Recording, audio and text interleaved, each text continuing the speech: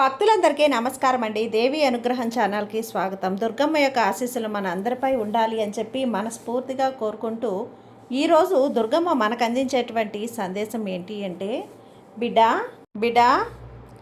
తెల్లవారాక నీ ఇంట్లో ఒక మంచి శుభవార్త అనేది వినిపిస్తుంది. నాకు ఎంతో ఇష్టమైనటువంటి ఈ శుక్రవారం రోజున ఈ శుభదినాన నీ ఇంట అద్భుతం జరిపిస్తానమ్మా.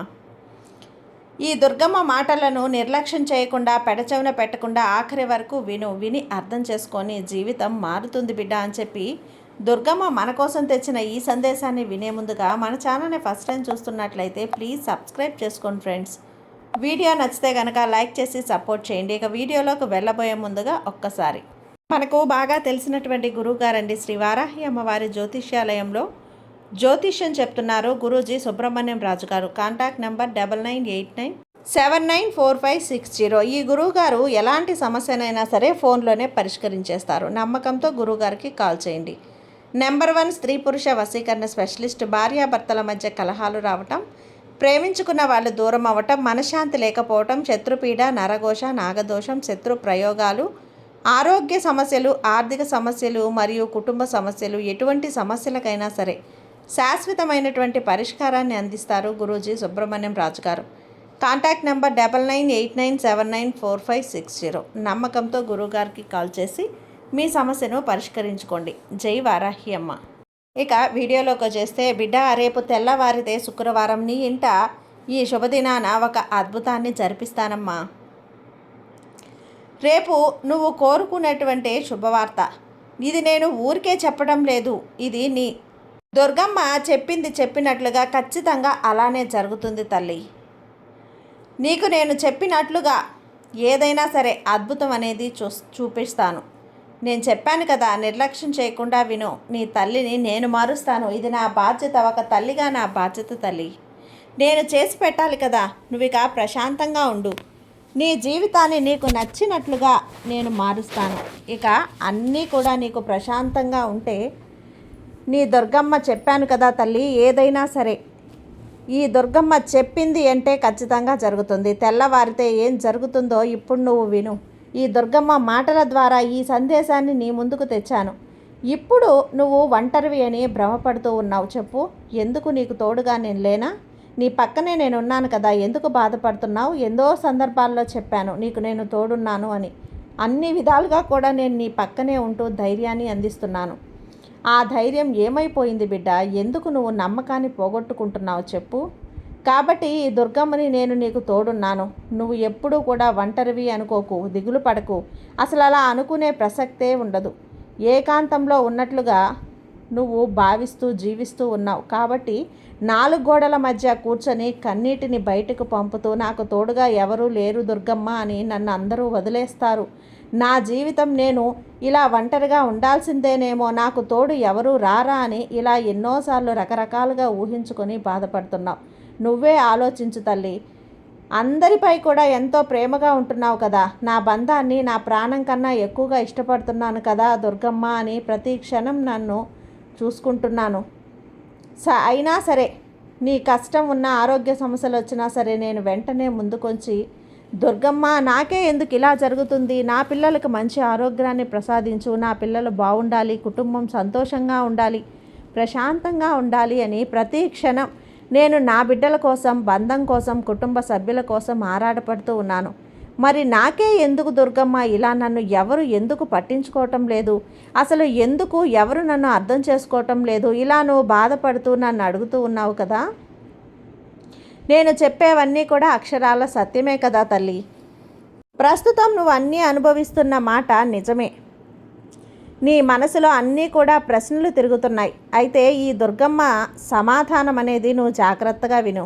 నీ బంధం నిన్ను పట్టించుకోవటం లేదని, పిల్లలు కూడా నీకు లెక్క చేయటం లేదు అని, కుటుంబంలో ఎవరు నిన్ను అర్థం చేసుకోలేదని చెప్పి నీ మనసులో ఉన్న బాధను పట్టించుకోవటం లేదని దిగులు పడుతున్నావు కదా. ఒంటరిని అని కుమిలిపోతూ ఉన్నావు కూడా. చాలాసార్లు ఇలా ఏడుస్తూ దుఃఖిస్తూ కూర్చున్నావు. ఇలా వెళ్ళాలో తెలియదు. 4 గోడల మధ్య నీ జీవితాన్ని గడపలేకున్నావు. నాకు కూడా బయటకు వెళ్ళాలని, అందరితో సంతోషంగా ఉండాలని, హాయిగా ఉండాలని, నేను కేటాయించాలని ఆశగా ఉంది దుర్గమ్మ, కానీ నన్ను అర్థం చేసుకునే నా బంధం నన్ను పక్కన పెట్టేస్తున్నారు. నేనెవరికి చెప్పుకోవాలో నాకు తెలియటం లేదు. నువ్వు కూర్చున్నావు కదా, నీకున్న బాధను పట్టించుకోవటం లేదని నేను బాధపడుతున్నావు. ఇకపై నువ్వు ఎప్పుడూ ఒంటరివి కాదమ్మా. నేను చెప్తున్నాను కదా, అసలు ఏమాత్రం నువ్వు బాధపడాల్సిన పని లేదు. ఎందుకంటే ఎవరు నీ మీద ఎక్కువ ప్రేమ చూపుతున్నారు, అలానే ఎవరు నీపై గౌరవాన్ని చూపుతున్నారు, మంచిగా ప్రవర్తిస్తున్నారు, ఇక నీకు మంచి చెబుతున్నది ఎవరు నీకు, నీ వాళ్ళతో నువ్వు కూడా అలానే ప్రవర్తించు. ఒక్కటి గుర్తుపెట్టుకో, కుటుంబం నిన్ను ఏదో అంటూ ఉంది అని నేను అర్థం చేసుకోవటం లేదని వాళ్ళపై ఉన్న కోపాన్ని మాత్రం ఈ దుర్గమ్మపై పెంచుకోవద్దు. ఎందుకంటే ఎంత కాదనుకున్నా వాళ్ళు నీ కుటుంబమే కదా, నీ మంచి కోసమే కదా, నీ కుటుంబం వాళ్ళే కదా. ఎందుకు ఆ కుటుంబం సభ్యులు ఎవరు ఏమన్నా నువ్వు బాగుండాలని ఉద్దేశమే కదా బిడ్డ. వాళ్ళు ఒక మాట అన్నా కూడా వాళ్ళని నువ్వు అర్థం చేసుకొని మాట్లాడమని, అర్థం చేసుకోకపోయినా నీ మంచే కోరుకుంటారు.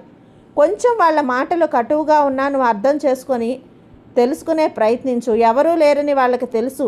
మనుషుల విలువ, బంధం ఎలా ఉంటుంది అనేది మనిషి ఉన్నప్పుడు తెలియదమ్మా. కాబట్టి ఉన్నప్పుడే అర్థం చేసుకో, అన్నీ తెలుస్తాయి, అర్థమవుతాయి.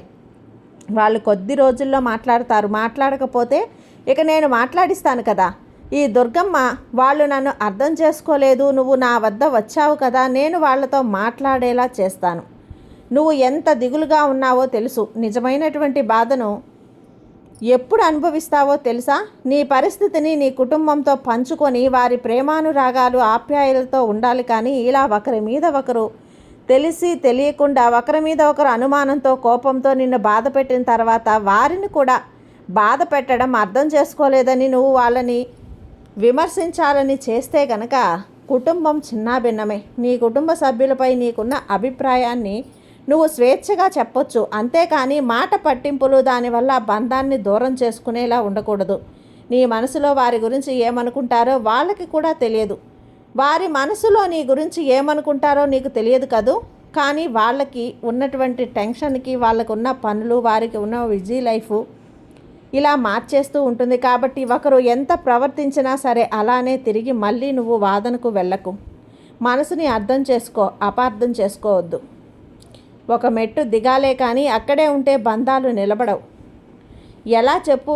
జీవితంలో నువ్వు ఎప్పుడు ఇది మర్చిపోకు. నీ మంచి కోరేవారు చెబుతున్నారు కదా, నీ సమాజంలో ఇప్పుడున్నటువంటి రోజుల్లో మన మంచి కోరేవాళ్ళు చాలామంది ఉంటారు. అలాంటి వారిని ఎప్పటికీ దూరం చేసుకోవద్దు తల్లి. అందుకే మన వాళ్ళే కదా, మన మంచి కోసమే కదా అని చెప్పి నువ్వు మన మంచి కోరుకునే వాళ్ళని కసురుకుంటే ఎలా చెప్పు? అర్థం చేసుకో. ఇలా ఎప్పుడైతే నువ్వు మంచిగా, పాజిటివ్గా, ఎప్పుడైతే నువ్వు వారిపై భేదాభిప్రాయాలు అనేది ఏర్పడకుండా చూసుకుంటావో, ఏదైనా సమస్య వస్తే అన్నీ కూడా ఈ దుర్గమ్మకి నువ్వు చెప్పుకుంటూ ఉన్నావు కదా, నేను సరిచేస్తాను అన్న నమ్మకంతో ఉండు. నీకు అంతా కూడా మంచే చేస్తాను. ఏది కూడా నీకు చెడు జరగకుండా చూసుకుంటాను. నువ్వేంటో నీ కుటుంబానికి అర్థమయ్యేలా చెయ్యాలి, అంతే. సరేలే, నీ బంధాలను దేనికోసం దూరం చేసుకోవద్దు. ఎవరు ఎక్కడ ఎలా ఉండాలి, ఎదుటివారితో ఎలా ప్రవర్తించాలి అనేది నేను నేర్పుతాను. అందరితో మంచిగా ఉండటం వల్ల చేతగాని తనమే అవుతుంది తల్లి. కాబట్టి అది నీలో లోపం అవుతుంది. అది ఆ లోపాన్ని సరిచేసుకో. ప్రతిసారి మోసం చేసేవారిని మళ్ళీ మళ్ళీ అవకాశాలు ఇవ్వకు, జాగ్రత్త పడు. మంచి తత్వం అంటే పక్క వాళ్ళు ఏం చెప్పినా 1కి 10 సార్లు ఆలోచించు, గుడ్డిగా నమ్మకు, నిర్ణయాలు తీసుకో. అలానే నీకు ఏదైతే మంచి జరుగుతుందో, నీ కుటుంబానికి ఏం చేస్తే జరుగుతుందో ఆ నిర్ణయమే నువ్వు తీసుకో. అలానే నువ్వు, నీ కుటుంబ సభ్యులు ఖచ్చితంగా అర్థం చేసుకోవాలి. ముందుగా నువ్వు చేసే ఏ పనైనా సరే ఎదుటి వారికి నచ్చాలి. అసలు ఆలోచించకు తల్లి. మంచిగా ఉండాలి అనుకో, తప్పకుండా విజయం వస్తుంది. అలానే వజ్రాన్ని వజ్రంతో కొయ్యాలి అంటారు కదా అందరూ. అలా చూడు, ఆ భావంతో నిన్ను మొదట బయటకు పంపేసే నీ మనసులో భావాన్ని తుడిచేసి ఆ బాధను తప్పకుండా అన్నింటినీ బయటపెట్టి ముందుకు వెళ్ళు. ఆ టెన్షన్ నుంచి బయటపడాలి. గందరగోళమైన మనసుతో నువ్వు ముందు తీసేసే తల్లి ఎవరు ఎందుకు లేరు. అందరూ కూడా నీ మంచి కోసమే అర్థం చేసుకోమని మనసుని ప్రశాంతంగా ఉంచుకునేందుకు ప్రయత్నించు. నీపై అరిచే వాళ్ళందరూ కూడా నీకు శత్రువులు కాదు. నీ మంచి కోరే వాళ్ళందరూ కూడా నీ కుటుంబాన్ని ఎప్పుడూ కూడా దూరం చేసుకోవద్దు. వారిని ఎప్పుడూ దూరం చేసుకోవద్దమ్మా. ఒంటరితనం అనే భావన నుంచి ఇంకాస్త ముందుకు వెళ్ళు. నీ మనసులో ఆ భావనను అసలు రానివ్వకు. ఎలాంటి సందర్భాలైనా ఎలాంటి సమస్యలైనా నీకు తోడుగా రావటానికి ఈ దుర్గమ్మ ఎప్పుడు సిద్ధంగా ఉన్నాను. అలాగే ఎవరి కోసమైతే నువ్వు ఈ భూమిపై ఎవరి కోసం అడుగు పెట్టలేదో కేవలం నీ కోసం నువ్వు వచ్చావంతే. ఎంతో అదృష్టం ఉంది కాబట్టే ఈ మానవ జన్మ ఎత్తావు. ఈ దుర్గమ్మ బిడ్డవయ్యావు. అది అందరికీ దక్కుతుందా చెప్పు? లేదు కదా. ఎంతో అదృష్టం ఉంటేనే ఈ జన్మ నీకు దక్కింది. కాబట్టి అర్థం చేసుకో. అద్భుతమైనటువంటి జీవితాన్ని గడుపు. లేనిపోని దుఃఖాలతో ఆలోచనలతో గడిపేయటం ఇది నీ పెరిగితనం అవుతుంది. సరేనా? నీ అజ్ఞానం కూడా అవుతుంది తల్లి. నీ సంతోషం కోసం, పిల్లల సంతోషం కోసం జీవించు. కుటుంబం కోసం జీవించు. నీ వరకు ఏదైనా కష్టం వస్తే అది ఎంతవరకు దూరం ఉంచాలన్నది, దూరం పెట్టాలన్నదే నీ వంతుగా ప్రయత్నాలు చేయాలి. నీకు సాయంగా నేనుంటాను కదా. నువ్వు ముందుకు వెళ్ళగలవు. కష్ట నష్టాలను నువ్వు తెలుసుకోగలవు. నీ కళ్ళను నిజం చేసుకోగలవు. ఎంతో ప్రయత్నిస్తావు కదా. వాటికి ఫలితం అనేది నేను అందిస్తాను. నీ ముందుకు తప్పకుండా అన్ని ఫలితాలు నా సహకారంతో, ఆశీర్వాదంతో వస్తాయి. నీ కలలు నిజమవుతాయి. మనసంతా ఆనందంతో నిండిపోతుంది. నువ్వు ఎప్పుడూ కూడా ఒంటరివి అనే భావన నుంచి బయటపడు. ఈ భూమిపై పుట్టినప్పుడు ఒంటరిగా వచ్చావు. అలాగే వెళ్ళేటప్పుడు కూడా ఒంటరిగానే వెళ్తావు. ఎప్పుడూ కూడా ఒకరిపై ఆధారపడద్దు. నీ కాళ్ళపై నువ్వు నిలబడు. ప్రయత్నించు. నీకు తోడుగా నేనున్నానని మర్చిపోవద్దు. జీవితంలో ఎంతోమంది నాటకాలు వేస్తూ ఉంటారు. అన్నీ కూడా నిజాలు అని నువ్వు ఎప్పుడూ భ్రమపడకు, మోసపోవద్దు. అలా మోసపోయి నీతో పాటు నీ కుటుంబాన్ని ఇబ్బంది పెట్టకు. ఇక ధైర్యంగా ప్రశాంతంగా ఉండు. నీకు తోడుగా ఈ దుర్గమ్మ ఉందిగా. ఇంట్లో ఖచ్చితంగా ఈ శుక్రవారం అద్భుతాన్ని జరిపిస్తాను. తెల్లవారితే ఇంట్లో అద్భుతం. సంతోషంగా కళ్ళు తెరువు తల్లి. నీ దుర్గమ్మ నీకు తోడుగా ఉండగా ఇక నీకు భయం ఎందుకు చెప్పు? నువ్వు ఒంటరివి అనే భావన నుంచి బయటపడమ్మా. అసలు దాన్ని మనసులో నుంచి తీసేసేయి. నీ బిడ్డలు, నీ బంధం మీద, నీ కుటుంబ సభ్యుల మీద కోపాన్ని పెంచుకోకు. ఇక నిశ్చింతగా ఉండు. నీ కుటుంబం ఏం చెప్పినా నీ కోసం, నీ మంచి కోసమే కదా. అది ఆలోచించి నిర్ణయం తీసుకో. ముందుకు వెళ్ళు. అన్నీ సవ్యంగా జరుగుతాయి. చెప్పాను కదా. ఈ దుర్గమ్మ రేపు శుక్రవారం రోజున నీ కోసంగా నేను తీసుకొచ్చాను ఈ సందేశాన్ని. మరి ఈరోజు నేను పంపినటువంటి ఈ సందేశం నచ్చితే కనుక లైక్ చేసి షేర్ చేయండి. ఈ దుర్గమ్మ ఆశీస్సులు ఎప్పుడూ మీపై ఉంటాయి. సర్వేజన సుఖినో భవంతు. జై దుర్గమ్మ.